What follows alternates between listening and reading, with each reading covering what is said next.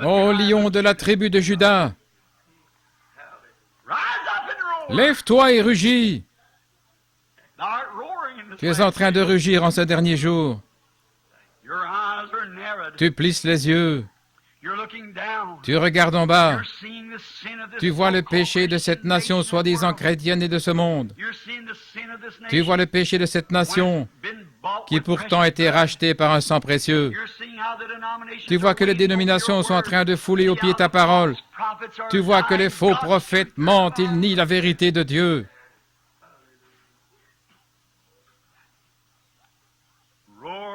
Rugis, ô lion de Juda, que tes prophètes s'écrient. Quand Dieu parle, qui peut s'empêcher de prophétiser? C'est la parole de Dieu qui sort de la Bible et qui monte dans le prophète. Comment peut-il se taire? S'il le faisait, il volerait en éclats.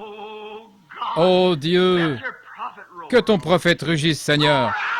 Fais entendre le rugissement de ton message, ô Dieu, et que chaque créature de ton royaume prenne garde. Qu'elle s'arrête, que les femmes s'arrêtent et s'examinent, que les hommes s'arrêtent et s'examinent, que chaque prédicateur qui écoute cette bande s'arrête et s'examine, car le lion de la tribu de Juda rugit.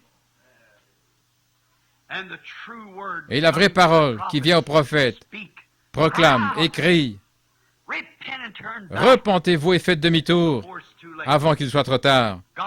Oh Dieu, je remets le message sur bande, de même qu'apporté au milieu de cet auditoire visible, entre tes mains ce matin, confiant qu'il aura ton approbation et que tu appelleras chaque fils et chaque fille de Dieu qui entendront un jour cette bande ou qui entendent le son de cette voix, qu'ils soient amenés à la repentance avant qu'il soit trop tard. Et je crois, Seigneur, que si tu envoyais Amos ici, il crierait la même chose. En effet, il ne pourrait crier, mais s'il est un prophète du Seigneur, il est un proclamateur de la parole. Il est envoyé par la parole et avec la parole, et il est la parole.